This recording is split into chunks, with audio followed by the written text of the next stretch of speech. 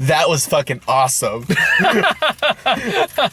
I went in having a pretty bad day. I had a car accident yesterday. I'm okay. My car's okay, but I got some whiplash and some bullshit and so whatever happened. And then Mike says, you know what, man, I'll treat you to a good movie. And, I'm like, the last couple of movies that you treated me to were, Well, because I not like I paraphrased it like, hey, man, this movie's going to be amazing. Yeah. I just said, like, hey, can you help me out? Well, so like I was at, I had to fucking like guilt you into coming to this movie. Once again, most people, I don't actually go into these movies watching any trailers, having any idea what. I always go in with a fresh perspective, and I did not know like Kylo Ren and Daniel Craig. That's how I sold this movie to you. Channing Tatum. Like, what's it about? It said Magic Mike, Kylo Ren, and James Bond rob a bank. And I was like, okay, it doesn't sound awful. And 93% on Rotten Tomatoes, I definitely see why. Yeah. It has a lot of really good one-liners. It's got some epilogue pacing issue, but I mean, it's not as bad as Lord of the Rings 3, but whatever. Yeah. I felt like it was more earned in Lord of the Rings 3, but like, you liked it more than I did. I'm glad you really liked it. I had my own personal issues with it, but I will say this, I did really like it because the parts that work fucking hit hard. I think overall, I liked it more than I disliked the length of the epilogue. Also, can we open the window? Oh, yeah, sure, yeah. So with that in mind, yeah, that epilogue took like fucking year of my life. I swear to God. I kind of felt like the whole movie was like that, kind of. Just really? that kind of slow, methodical pace. I mean, which in a different movie would work, but here I felt like this could have use another edit. Were you?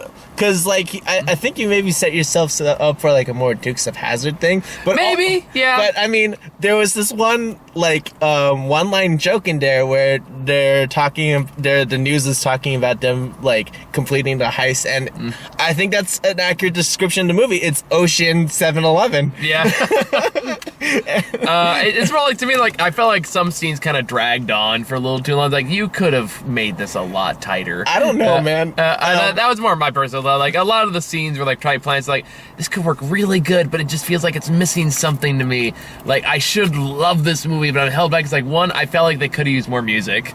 That's true. It's honestly, because like scenes where there are music, I really like those scenes. I feel like, okay, now we're having kind of like the heist music going, and everything's kind of cool like that. They just have a long, drawn out sequence. There is no music, and like just them wander around. It's not as interesting. So music would have added a lot, and again, I just felt like you could have made this a lot tighter. Gotcha. Okay. Those are my main complaints. Yeah. Okay. But I mean, I freaking loved basically all of the one-liners, and then that looks great. Acting's really good. Characters are good. Yeah. Channing Tatum's really good in this movie. Yeah, Channing Tatum, like. You totally buy him. Yeah, as his like redneck father who's just trying to do the right, trying to help. Well, he's just trying to. Out. He's like down on his luck, and he's just like trying to get back, to like normal. But I almost think Daniel Craig stole the show. Oh, yeah, I was just gonna say that Daniel Craig is amazing in this movie. he fucking steal, especially. He is having such a good fucking time. Especially the part where. They question it. We gotta build to this. Okay, that's fine. And let me point out, like, because it's the best joke in the It is the best joke in the movie. So let me just paraphrase it by saying we are gonna go into spoilers, as we know, and you're watching this show. So if you don't want anything spoiled, don't go any further. That being said, like, I do recommend seeing this movie. It's great. It is slow paced. I think we come in expecting that, but like the parts that like I laughed hard when the jokes really fucking landed. It's definitely got like a drier sense of humor. Yeah. But when they want you to laugh, they really the jokes that work in this movie are fucking brilliant. The metaphorical redneck shotgun of laughter, man. No, so like it's worth working through the slower paced scenes to get to those good jokes. They're such good funny jokes. Yeah, they're really good fucking funny jokes. Yeah. So basically, the whole plot of this movie is Channing Tatum gets fired. Yeah, Channing Tatum works at the NASCAR stadium. Right. And they're doing filling in sinkholes, and he gets fired because he's a veteran in Iraq who got his knee his knee seriously injured. I thought he was an NFL. He started out as NFL, but then he did tour in Iraq with his brother. and they set us up early in the movie. Really? Because the context that I got was he blew his knee out playing football, and that's why his brother had to go to Iraq, and that's how his brother Kylo Ren lost his arm. Oh, maybe I missed that. And so that's why he feels guilty about that. Okay, maybe I missed that part. I thought they both went to Iraq. So, Either way, either way, Kylo Ren doesn't have an arm. Yeah, Kylo Ren doesn't have an arm. Still whiny as ever. And they both decide, after it was a pretty good extended sequence with Seth MacFarlane. I'll give credit. That was an example of things I feel like they could have cut though, because there is a long sequence of Seth him just. MacFarlane's character almost didn't make sense, except for they tie it back in nicely. Except when they do tie it back in, and it's like, okay, fine. He can be in the movie. But for example, there's just an extended sequence of Kylo Ren mixing a drink, because you didn't need that in there, or at least not that much of it. I think it's to sort of show that he's still a really capable person. Yeah, not the PC crap, but it's just he is a capable person. He doesn't need his other arm. He just doesn't have it. Okay, that's fair. That's a good point. Again, could have made it tighter in my opinion. Plus, how many takes did it take for him to get one arm, throw the ice into the cup while he has to do this move? Yeah. I don't know. That's a good point. But what was I talking about? Oh, yeah. And then there's the part... I love this little sequence, though, because Channing Tatum comes back out from the bathroom, and Seth MacFarlane starts picking a fucking fight. Yeah. And Channing Tatum doesn't expect him to just starts beating the shit out of him, and they start beating the shit out of him without missing a fucking beat. He just as soon as the fight starts, Kylo Ren has a bottle of vodka with a napkin, goes outside, looks at the guy smoking. You got a light? Yeah. And just blows up, lights Seth MacFarlane's car on fire. Oh yeah, and in this movie, Seth MacFarlane is this fake British guy that started essentially some sort of version of Monster. Yeah, I'm guessing that's what it was. Yeah. With who's sponsoring Sebastian's what's his name? I don't fucking know. Dayton the Price. Winter Soldier. Dayton Price, I guess. It's Sebastian Shaw. Is that his actual? No, that's the character name. Anyway. Really? I don't remember. I thought whatever. I remember his name was Dayton Price. Oh, no, I'm thinking... Why am I thinking someone from the Hellfire Club? I don't know. The actor's name is Sebastian. I don't know what his last name is.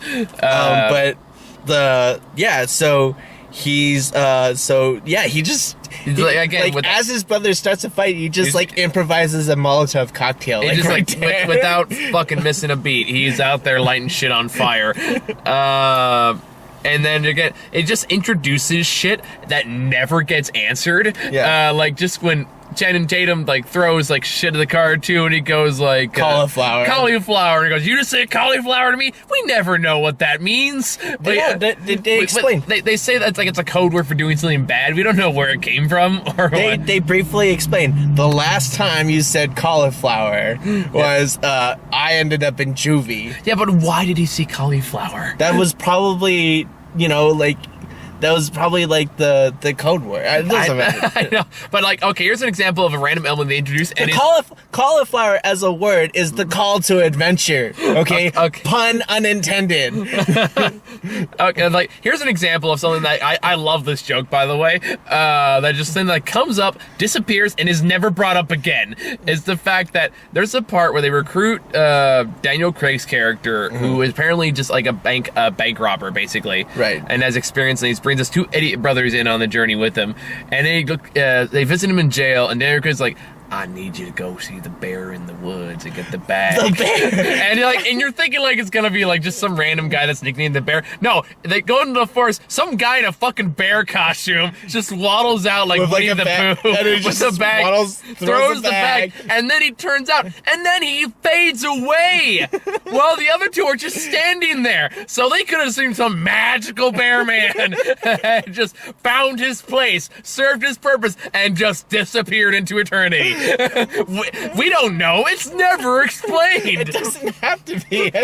And that's what I was like, wait, what?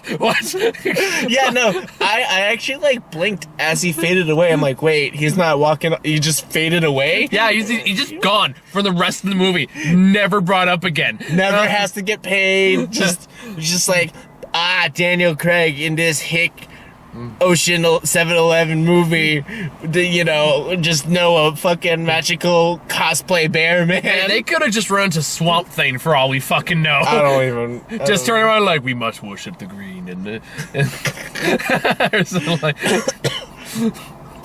It was. Yeah. Would have been great if they put like Winnie the Pooh. I don't. So that like jokes like that are fucking great. Like, so it's worth getting like the slower bits because the punchlines I do end up delivering, especially towards the end when they kind of tie things back up. I was like, okay, I can see why you made a point to bring that into it. Yeah. Like, there's an ongoing joke with the warden at the prison where he goes like, every time something goes wrong, he goes, that doesn't happen at this prison, or something like that. It's like, we don't have riots at Monroe. We don't have fires at Monroe. We don't have food poisoning at Monroe, something like that. And it's just an excuse for him not to get into trouble for any bad shit that happens in his prison. Yeah. And it ties in the end, which we'll talk about later, but it's like, okay, that was clever. Yeah. All right, that was clever. I'll give you credit. But leaning back to this fantastic joke. So it gets to the point where it turns out they're originally going to plan to rob a smaller event because it'd just be easier to break into that way. But there's less security, yeah. There's less risk. I mean, the money's still good. It doesn't really matter. But instead, it turns out that the construction team was going to finish a week early. So they had to bump the timetable. This time it's at a huge NASCAR event. The biggest race of the year. How convenient, plot. Yeah, I know. So they're saying all this up, and then they... series of shenanigans. They break out of prison, and they get there, and on the way he buys 2 bags of gummy bears and 2 beers, and he says like, all right, you got the grocery bag, you got plastic bag, and like 2 bleach pens. 2 bleach pens, that was it. Yeah. So then he grabs 2 gummy bears, rip, dump in the bag, rip, dump in the bag, and then Squirt both goes, psst, and they both are like, is that our bomb? And he goes, yeah. Like, no, it's like, don't call it a bomb. Yeah. I don't like that word. Because it turns out all the money is transported through these like tubes you see. Yeah, it's like the old school like. Yeah, tubes, those kind of tubes, and that's how they're gonna get the money. PTT tubes. Yeah, that one. So their idea is like, so how does that work? And he's like, this is science here, and you can tell he's getting more and more pissed off. And then it just cuts to like he's like, wait, how does that work? And they starts explaining, but you clearly don't get it.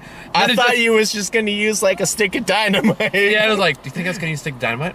Well, yeah. And then it just cuts, but like, you don't know how much time has gone by, but now he's drawing these intricate chemical formulas on the wall, like he's giving a fucking lecture, actively explaining like, now when this chemical mixes with this one, it releases a gas, and that it causes a combustion, and like that huge long dialogue. Which creates energy, which creates light, which is what we want, an explosion. And it's just like, you can tell that at some point there was probably like some like Rick and Morty-esque like just like I give up, like trying to explain why it's gummy bears and bleach pen, and he just like if Neil writes it all out. It's like if Neil deGrasse Tyson was a fucking redneck. He's just like, yes, I'm Joe Bang Bankvault, but I also took a fucking chemistry class. Fuck you. And like that was the point where I lost my fucking shit. Like I fucking lost shit because I love that he just cuts to that, because you had to think is this huge gap in time where you knew just an increasingly frustrating conversation took place, and we never know what it is. It's like the bear man thing. It's like, I don't know where this man came from. I don't know why he's wearing a bear suit. I never need to know. Like my imagination will take care of the rest. I actually think that particular cut, like just like it was a brilliant cut. It was like the most brilliant cut. It is such a brilliant cut. Like honestly, like the most brilliant joke in the movie. Like the most, like, if you could take advantage of any redneck scenario, this is the best way to fucking do it. Oh my god, there was also that, and then the other thing where he has Daniel Craig's like 2 brothers, right? Okay. And there's like, mix 1 with 2. Okay? Oh, yeah. Mix 2 with 3. Okay. No, let's back up a little bit, because before then, these 2 idiot brothers are so their job is to take out the credit card thing, so it's cash only, so they maximize robbery. Yeah, so clearly at some point, and we'll talk more about the bombs, the explosive device sequence later. There's still some great punchlines that follow. Yeah. And I want to talk about that. First, let's talk about this because it's a great joke, too. Yeah. Where somebody at some point gave these very complicated, complicated chemical reactions in mason jars, which I love that touch. So it's like you just take leftover moonshine and dump it in incredibly complicated chemical formula. And Which that after not after you saw that joke, because that joke happened before he was writing on the chalk. Daniel Craig's character really wrote out these really intricate directions. Yeah, and so it's like all the jars are labeled. You don't see them go through this. You see him go like, the one brother's reading the notes, everyone's doing the work, and goes, put 1 into 2. Okay. Put 2 into 3. Okay. Put 3 into 4. Okay. Run. Wait, what? Run! And I just he just books it. He doesn't even say anything. See, the funny part is he reads it and then you see it click in his brain. He just bails. And he goes. The other bird's like, "What? Run!" And the other guy goes, "Shit!" And throws it in there. Literally a second later, boom! Right as he opens the vent to toss it in, it explodes. He should have been hurt. So good. Oh man. And from my complaints in here, the laughs I got out of that did make it worth watching. I loved that, and then we gotta talk about the rest of the explosive device sequence because that was so good. So after they have the lecture, he tightens up the band, he puts in the tube, and he sends it in there. I completely forgot about that. Because I love this sequence too. So he does that, and again, they kind of repeat the same joke. It still works really well in the fact that he throws the tube, and Daniel Craig just books it out of the room, and he doesn't tell anything. Just Channing Tatum and Kylo Ren just look at each other fuck. As you get, it's why do you run away so fast? Oh shit, it's a bomb still. I will give Channing Tatum credit. He plays an idiot so well. Between this and 21 and 22 Jump Street. Oh god, yeah.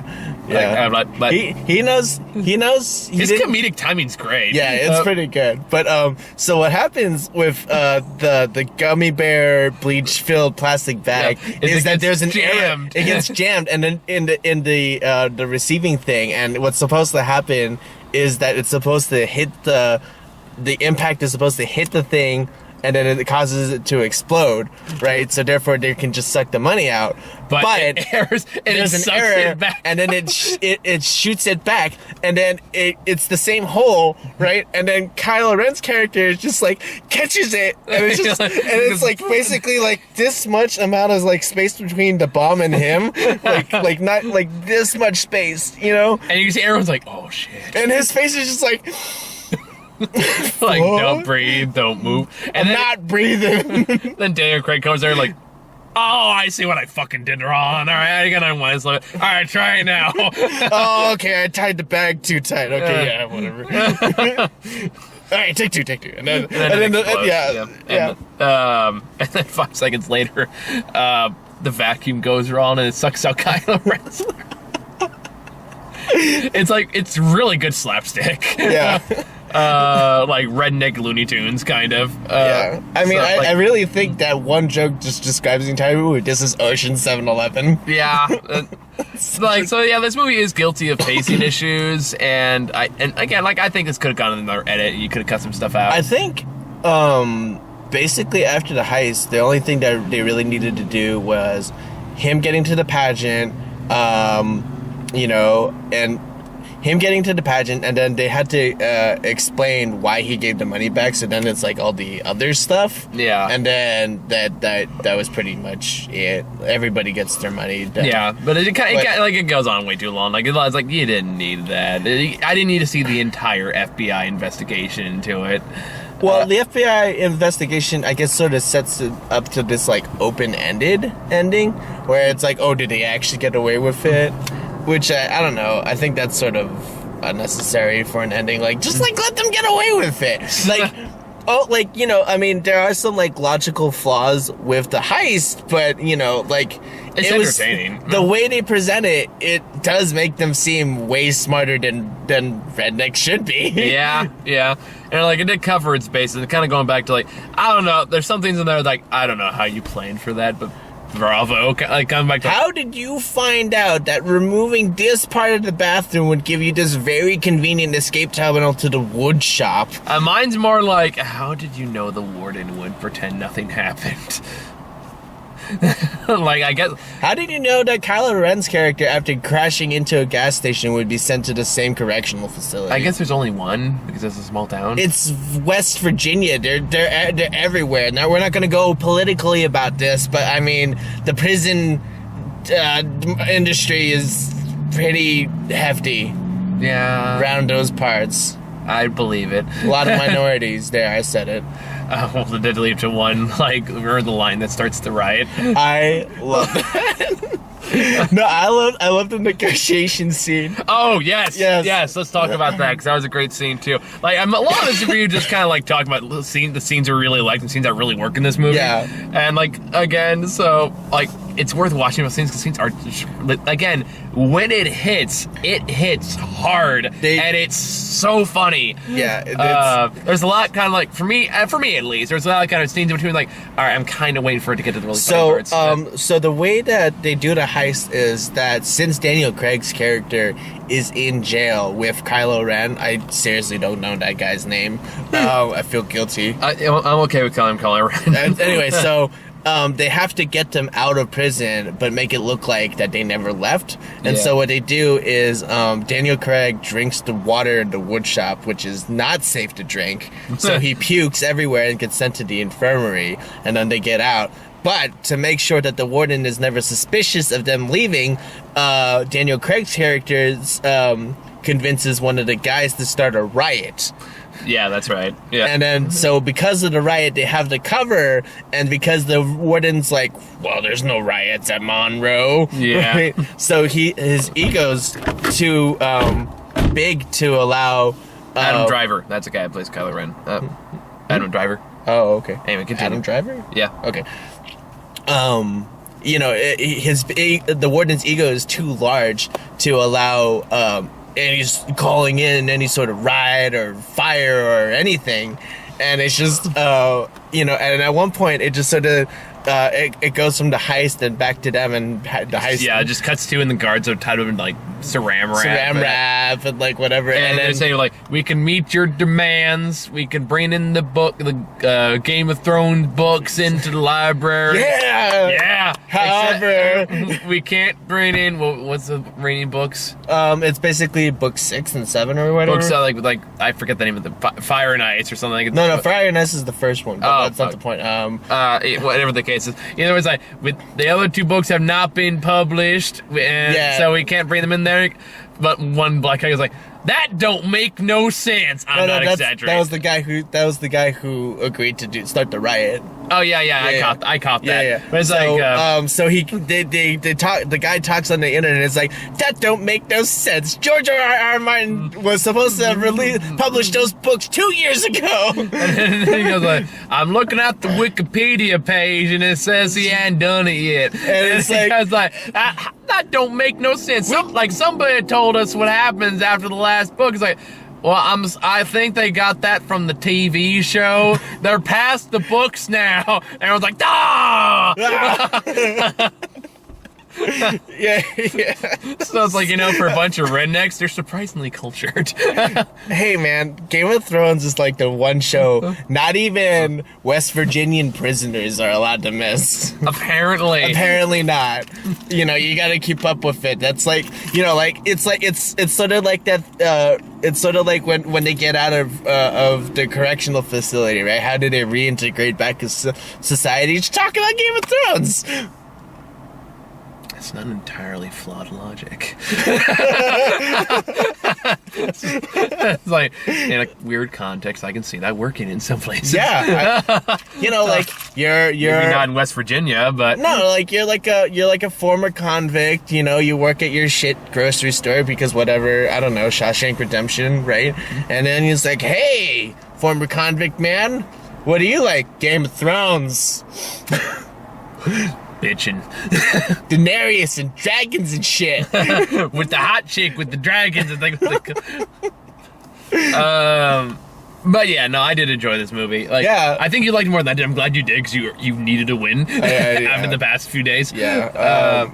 So I'm glad you got a chance to go see a good movie. Yeah. It's just I really I mean I enjoyed a lot of the one-liners. They actually had a musical joke that I had to explain to Mike, and it's when Daniel Craig and Kylo Ren, they're trying to break back into prison.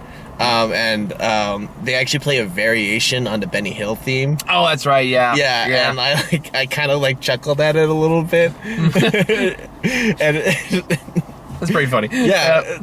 No, it's good. It's like that scene in 22 Jump Street, which is a joke I missed the first time. Just I read about it later. It's like, son of a bitch, that's a really good joke too. I don't remember which one. It's a part where have you seen 22 Jump Street? I saw 22 and 23. There's only 21, 22. Whatever, it's one of those numbers. It's the part where they're riding around in the football helmet golf cart.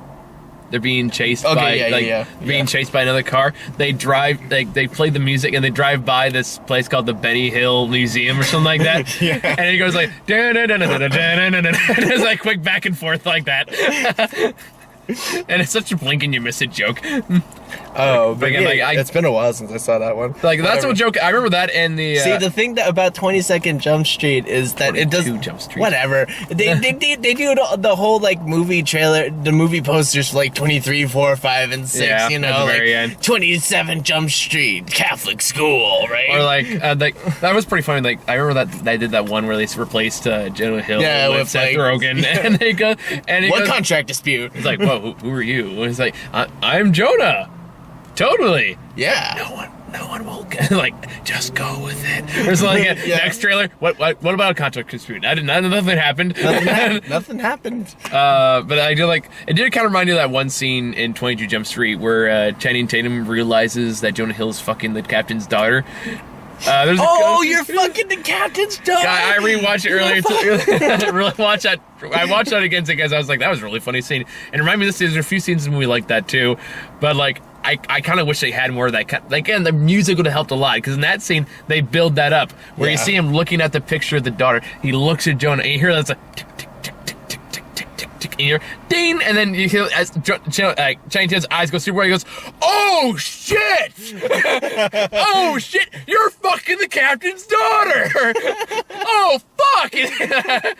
Just like running around, he's fucking the captain's daughter. He's fucking the captain's daughter. Yeah, dude. Oh, So like I feel like this movie would have benefited more music in there. Really, like, yeah, okay. I probably could have figured more of the pacing issues if they add more music in there. It's really more like ambiance. it's really that like epilogue that just like kind of drags on a little bit, but like basically I guess I feel like it should have from ended Cauliflower up to pretty much right after the heist, and it's a really enjoyable ride. Yeah. They do bring back, like, I really like the shovel bit, actually. Yeah. Like, if you ended there, like, if you cut a lot of the filler out. Okay, actually, if you end the movie right as he, like, runs back for the shovel, I actually think that would have been just fine. That's true. That would have worked. Cause that would have works. Worked. Yeah, that would have worked thematically. Yeah, that would have worked. So, like, I take it you recommend this movie? I do recommend this movie for once. Yeah. Considering the last few that I had to see nut job. Yeah. No, it's not as bad as Emoji Movie. Anyway, no. It's not as bad as Yoga Hosers. At least I didn't make anyone watch that one. I fought that one solo. It's okay. It was hard. It was a hard day. So, last Kylo Ren joke. So you sure got that boner for, Darth Vader with all these with the robot hand? I am just like my idol. Tainted by the light side. or you underestimate my power. Yeah. I don't like sand either. Coming this Christmas.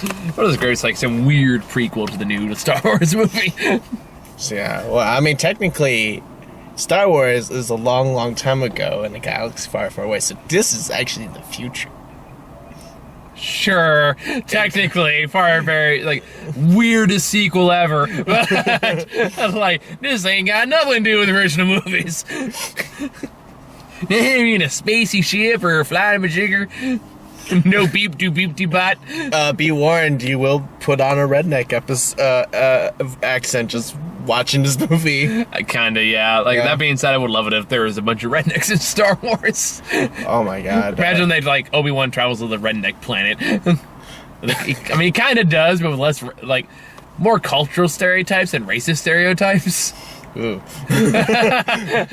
That'd be nice. Should be god there. Oh, I was imagining the slavery. Gotcha. Never mind. No, you took that in a way darker place than I intended. What? There is slavery in the Star Wars universe. I know that. That's what the clones are for, technically, when you think about it. That is... Anyway. Different debate. They were bred for one reason. Ow. I know. Wow, just like, you want to raise the hand a little bit? 45-degree angle? I'm just saying, that was clearly their intent. They don't hide that fact. No, palm down, Mike. Palm down. You gotta get it right. Wow. Okay. Didn't take long for that to go, man. Anyway, yeah, let's see. Lucky Logan. Yeah, I hope there's a second one. I'd be interested to see what they do with the second one. So yeah, trailers. We got American Assassin again. We checked that one before. This is the first time I saw the Black Panther movie. That trailer. Yeah, the Black Panther. I'm looking forward to that one. Yeah, because like that one looks smooth as fuck. I mean, I'm kind of like wondering exactly what the story is, but I mean, you know, it was a teaser trailer. Yeah. So you know, I mean, it's got me interested. I'm interested. I want to watch. From what I gathered from like press reports and stuff like that, I know it has Man-Ape in there. He's in the trailer. Really? Okay. Which they drastically changed his appearance for obvious reasons. If you look up the original design of Man-Ape, it's more than a little racist. Let's look it up. Yeah, but so they drastically changed that. I'll see if I can pull it up really fast. No, that's fine. I got it. The fuck? Yeah. Oh. Reference. So they changed that quite a lot.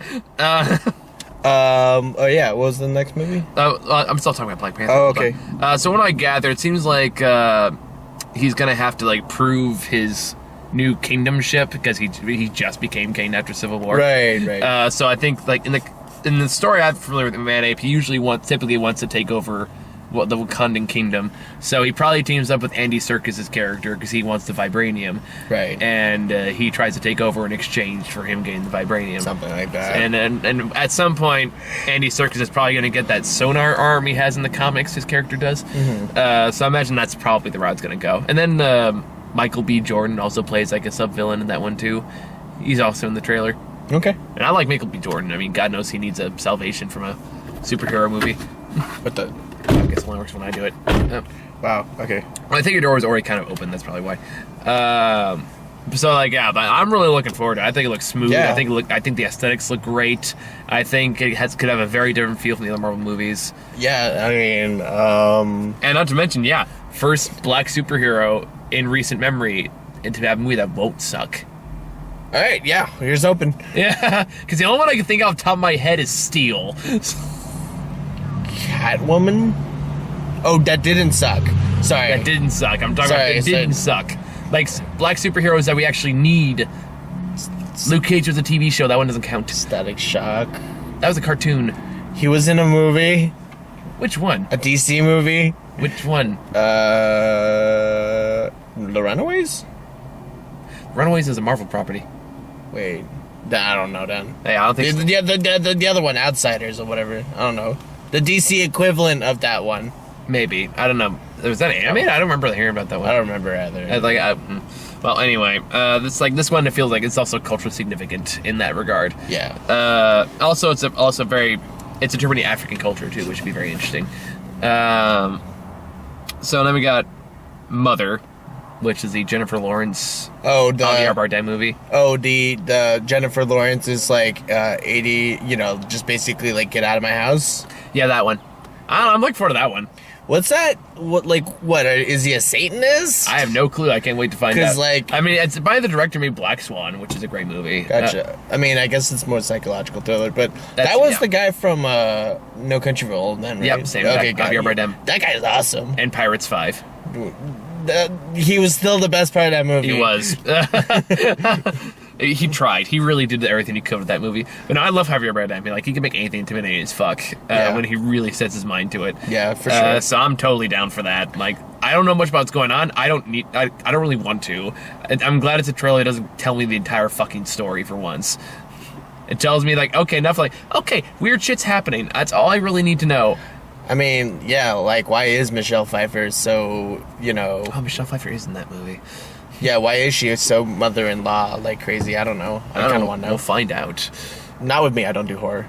Fair enough. I'm sure that Grant will be all over that one. Okay, great. Not me. Fair enough. And then we Or it. Fuck you. I don't control the trailers. Okay, so yeah. What's next? Then we got American Made, which was the Tom Cruise movie. Tom Cruise, the immortal. Yeah, basically. Yeah, or whatever. I've talked about that one before. I mean, I guess I'll watch it. More rednecks. I don't know. It's more like, hey man, let's see what we can do with all this cocaine. And it also has a line that goes like, "There's money flowing all over the yard. I'll rake it in the morning." That is very rednecky. Yeah, that's a pretty redneck thing to say. Then we got It, which I'm afraid of clowns. I also don't look at the comments, so don't go around posting clown shit. I don't like clowns. Clowns can die. Stephen King is an awful person for making the book about scary clowns. Okay. Fuck clowns. Okay. Okay. Moving on. I closed my eyes during the trailer. I know you did, because I warned you guys. So it's because, like, oh, fuck, it's It trailer, baby. Howard, close your eyes. I appreciate that. Because I already felt bad about the American Horror Story trailer. Yeah, fuck that, too. Like, walk in, there's just clowns on the fucking screen. Then we got Brad Status, which is that Amazon movie. Oh, the one with Ben Stiller? Yeah, which I'm actually really curious about that one. I don't know, it's just like, oh, I'm a dad and I'm trying to deal with the fact that my son's going to college. What's wrong with that? It's just, I don't know, it seems like a really one-dimensional thing. I don't think so. I think, like, just maybe I gotta see it to, like, see, I mean, yeah, like... Well, maybe it wasn't just him dealing with his college, also dealing with his own feelings of inadequacy. Yeah, he's dealing with, like, it's like, oh, well, this guy, like, is a fucking, fucking politician, like, big dick guy. This guy's got a big dick with his money, and this guy's got a big dick with his, Hawaiian hose or whatever. I'm like, at the same time, it's also an Amazon movie, and I'm learning to trust them because they have made the best movies in the past couple years. All right. Like, they made Manchester by the Sea. I mean, I didn't see that, but I did see The Big Sick. And The Big Sick's probably going to make my top 10 this year. So it's already in my top 5. Yeah, so, well, to be fair, given the movies I've taken you to. Well, I mean, like, I don't watch that many movies, so I have to reduce the So you would like the Emoji quantity. Movie on number 5 there? No, it's like... Negative 5? No, like, it's just... There's a whole different list called Go Fucking Die. That's very mean. So was Emoji Movie. Good point. Then we got... wait till you see the horror movie called Friend Request. That's an actual... It's an actual movie. I got a trailer for it when I saw the Annabelle movie. Okay, whatever. And I was like, oh, fuck you. It's like someone took that one episode of about Facebook of South Park. Where they said, like... oh, right, like, you have to have a number of friends, and they have to, like your shit. Yeah, somebody watched that and figured, I can make a horror movie out of this. Mm-hmm. And I'm not exaggerating. Because it's all about, like, oh, God, she has 0 friends? Wow, what a weirdo. Really, that's a trailer. Anyway. It's... I will say there was one line in Annabelle that really got a good laugh out of me. Is the part where there's some evil shit trying to come out of well, and, like, the...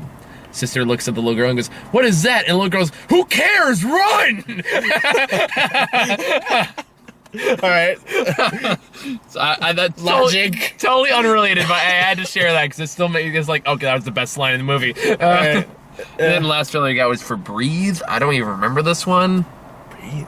What was that even about? Oh, that was the Oscar Bastian movie. Oh, right, Spider-Man with Andrew, whatever Andrew his Garfield. name. Andrew Garfield, and he's like, and then suddenly his accent gets like even worse because he's on the breathing machine. Yeah, he's on the breathing machine and he can't move from the neck down. So he can flap his gums. I imagine having something attached to your throat changes your accent. Vocal cords are mostly intact. Yeah, but you got a giant hole in your neck. Yeah, but well, fine, whatever. I just was like, his accent got like increasingly worse. No, it does totally feel like an Oscar-bation movie. Oh my god, it totally does. So like that's gonna be one like, yes, look at my amazing acting. Our soundtrack, our sweeping themes of hope and diversity. Oh, accepting the unacceptable. You know what? The best part is if it's an Oscar-bation, And it's gonna get nominated for like best costume design. The thing that I'm saying is that like all he literally does is just lie there. Yeah. I mean, if fucking Eddie Redmayne can do it for Stephen Hawking. Yeah, but like, is that really like acting at that point? You could just be a fucking voice actor at that point. Well, hold on. Don't knock down the craft, sir. Anyway, whatever. I really... I create lives. I'm thinking Ed Raymond. Okay, look, I can do it too. Well, now you're just sleeping. Nope, I'm limp. I'm broken from the neck down. I'll say. Yeah, okay. Had to be done. Okay, anyway, just to make it massively uncomfortable for everyone. I'm sure the movie will be fine. That's actually to wrap things up. Okay. So, just one last. Yeah, to make sure. All right, so final thoughts for Logan. Logan Lucky. Lucky Logan? No, it's Lucky. It's Logan Lucky. I always got the two mixed up. Really? Yeah, I know. I feel like Lucky Logan rolls off the tongue better. Yeah, right? it's just like it's adjective. Noun. Yeah. Proper noun, anyway. Is it proper noun? It doesn't matter. Whatever. I don't... You know what? English is technically my second language. Whatever. I don't care. All right, so final thoughts? Yeah, epilogue's a little long. But yeah, fun movie. Yeah. I recommend it. Yeah. Ocean 7-Eleven. So on that note, I think I still got to see Hitman's Bodyguard. And then next week, I gotta go see the Bruce Lee movie.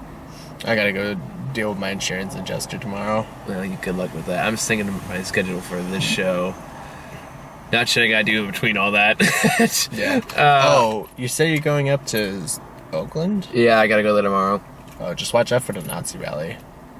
Is there one in Oakland tomorrow? No, but I mean, it's like one bridge away. I'll be fine. I'm not worried. That's true. I mean, that'd be like top 5 worst places to have a Nazi rally. If I'm safe anywhere from Nazis, it's gonna be in Oakland or Stockton, where you know what? That with the other crowd they're just gonna deal with it themselves. I actually want to see them try and do a Nazi rally in Oakland, just to see like if it even happens, and 2, how many people die.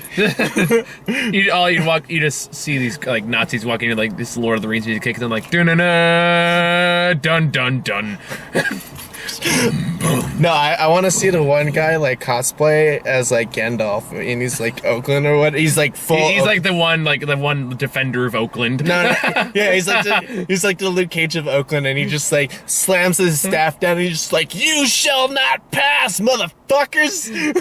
And it's gonna be the one person that comes over the hill with the police, and he goes, "The King of Oakland stands alone." First Lieutenant goes in, not alone, for victory! Anyway, be safe. That's all I'm saying. Yeah. So I got Hitman's Bodyguard and whatever the hell comes out next week. So stay tuned for that, guys. See you later. All right, bye.